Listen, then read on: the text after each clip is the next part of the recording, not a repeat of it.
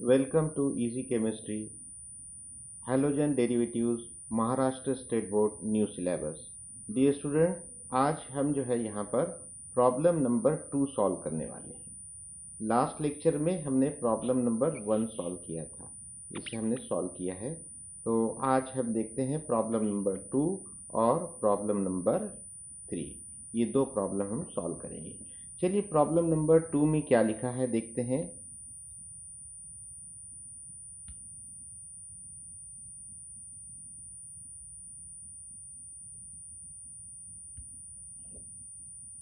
CH3 2 times C double bond CH CH3। क्या हम इस फॉर्मूले को ऐसे लिख सकते हैं? CH3 single bond C single bond CH3, okay. Double bond CH single bond CH3। इसकी रिएक्शन किसके साथ हो रही है? HBr के साथ।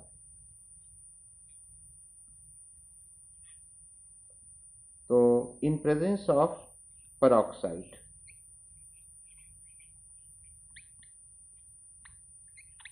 तो ये पेरोक्साइड इफेक्ट होगा बच्चों यहाँ पर, और रिएक्शन जो है ये अकॉर्डिंग टू NTMr होगी।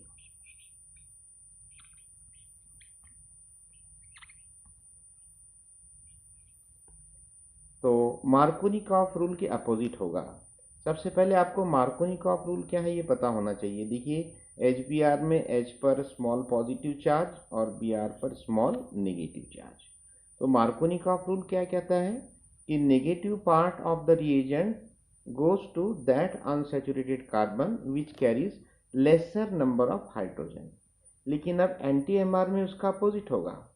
अब क्या बोलेंगे हम कि negative part of reagent goes to that unsaturated carbon which carries more number of hydrogen. तो यहाँ पर अब क्या होगा कि Br नेगेटिव, इसका अटैक CH पर होगा और H पॉजिटिव का अटैक C पर होगा।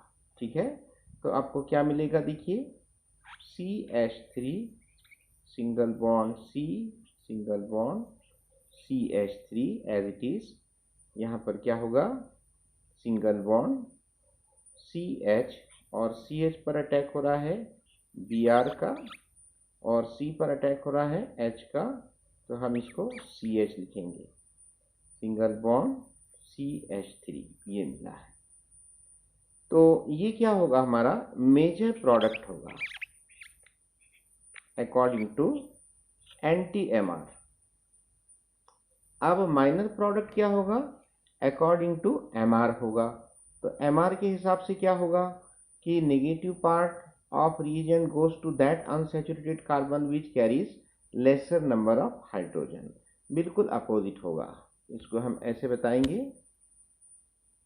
Br नेगेटिव अब C की तरफ आएगा और H पॉजिटिव CH की तरफ आएगा। ये अकॉर्डिंग टू Mr होगा। देखिए CH3 single bond C single bond CH3 as it is. अब C पर अटैक किसका हो रहा है? Br का। Single bond Br single bond, अब डबल बॉन्ड की जरूरत नहीं है। CH पर किसका अटैक हो रहा है? H का। CH2 single bond CH3। ये दो अलग अलग प्रोडक्ट, इसको हम क्या बोलेंगे? Minor product. तो मेजर प्रोडक्ट का नाम क्या होना चाहिए? देखिए यहाँ पर हम इसका IUPAC नाम तैयार करेंगे, नंबरिंग राइट टू लेफ्ट देंगे मिनिमम नंबर रूल के हिसाब से 1 2 3 4। तो यहाँ पर 2 ब्रोमो 3 मिथिल और पेरेंट हाइड्रोकार्बन कौन है? लॉन्गेस्ट चेन 4 कार्बन की, यानी कि ब्यूटेन। इसका नाम होगा 2 ब्रोमो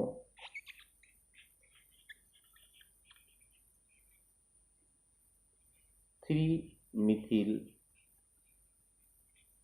ब्यूटेन। और माइनर प्रोडक्ट का नाम क्या होगा देखिए, अब नंबरिंग हम लेफ्ट टू राइट करेंगे, 1 2 3 4 मिनिमम नंबर रूल, और इसका नाम होगा 2 ब्रोमो 2 मिथिल, और पेरेंट कंपाउंड क्या है, लॉन्गेस्ट चेन जिसमें 4 कार्बन है, ब्यूटेन। तो ये 2 प्रोडक्ट्स तैयार हो गए। चलिए अब हम थर्ड एग्जाम्पल सॉल्व करते हैं जो आपको यहाँ पर दी गई है। CH3 single bond CH double bond CH2 plus HBr, और क्या दिया गया है आपको देखिए, यहाँ पर इन प्रेजेंस ऑफ पेरोक्साइड दिया गया है।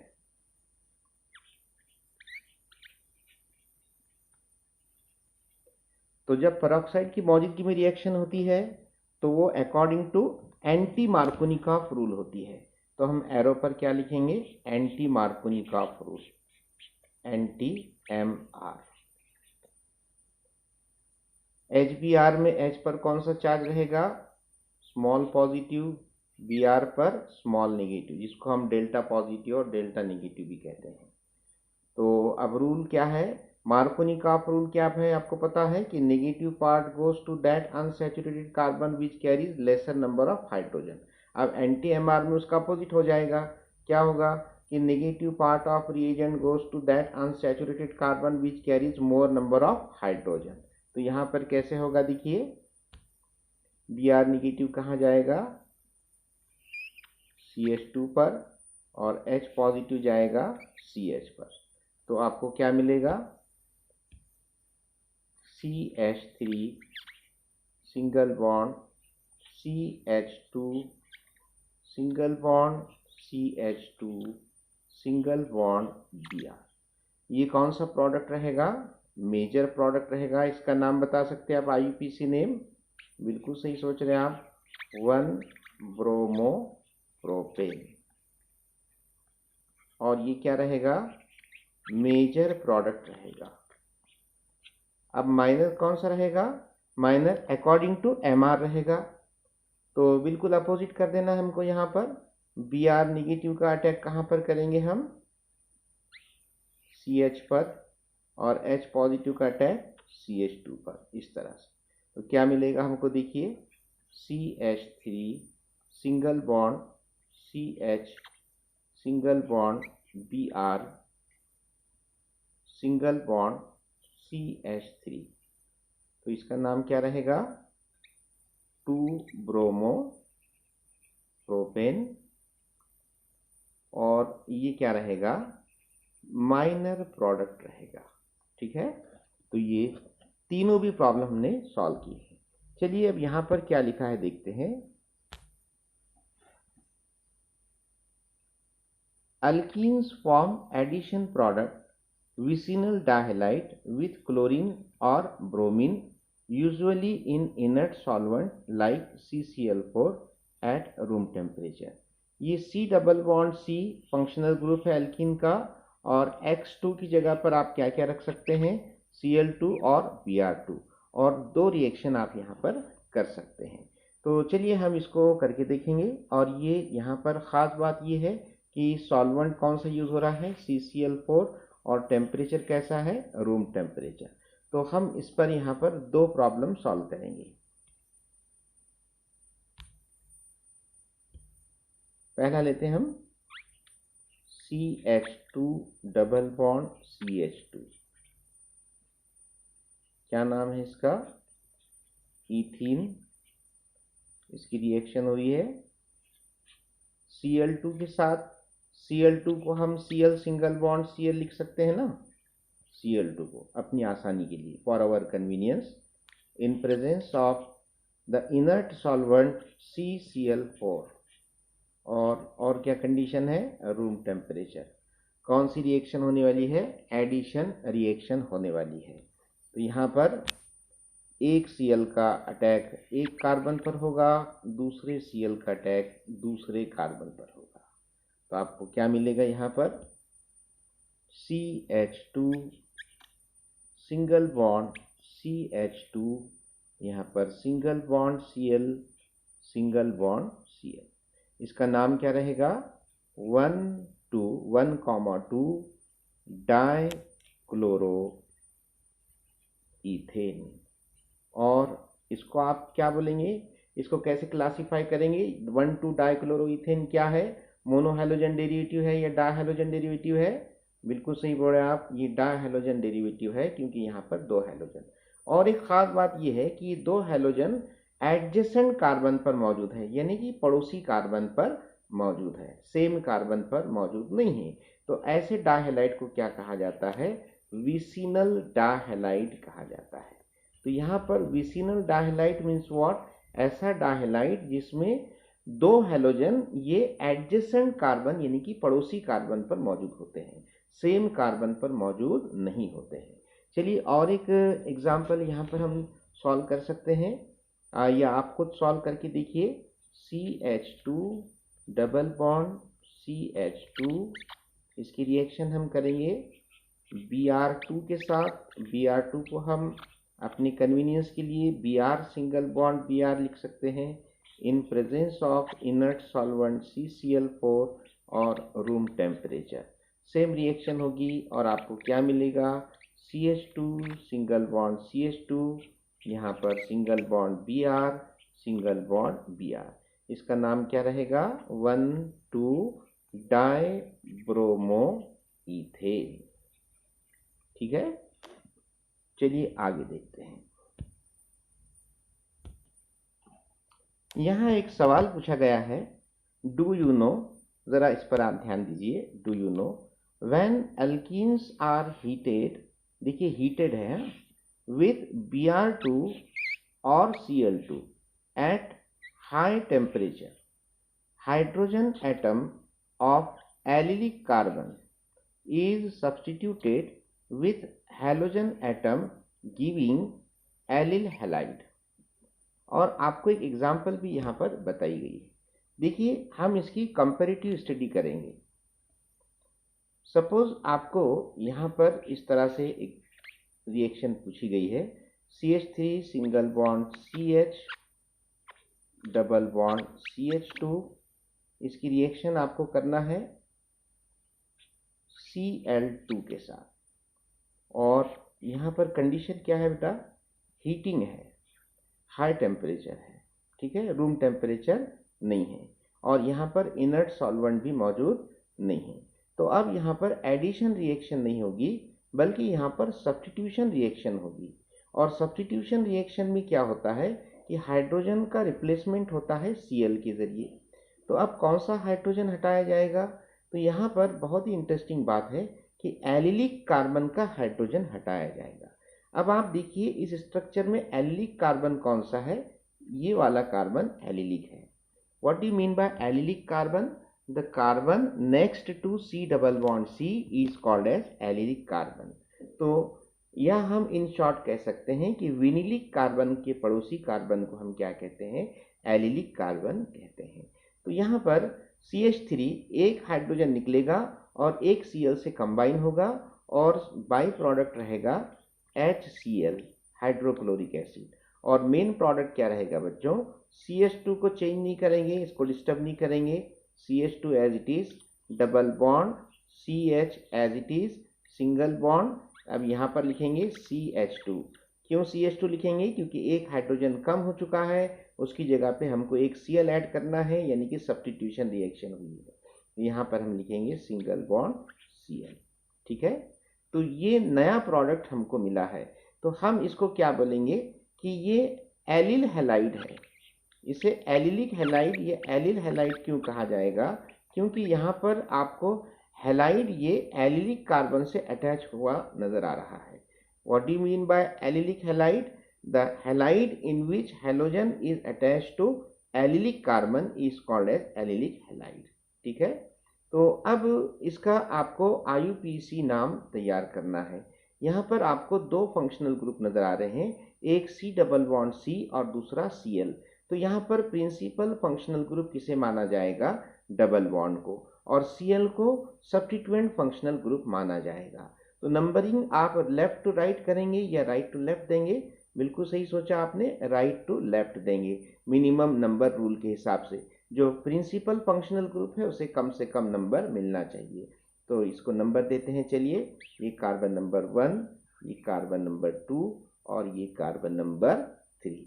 ओके, तो यहाँ पर पेरेंट कंपाउंड 3 कार्बन यानी कि प्रोप और डबल बॉन्ड की पोजीशन कार्बन नंबर 1 से बताएंगे हम। तो यहाँ पर क्या होगा, प्रोप 1 इन, और Cl को क्लोरो की पोजीशन क्या है, कार्बन नंबर 3 से अटैच है। इसको हम प्रोप 1 इन से पहले लिखेंगे 3 क्लोरो 3 क्लोरो प्रोप 1 इन, ये उसका कंप्लीट नाम हुआ।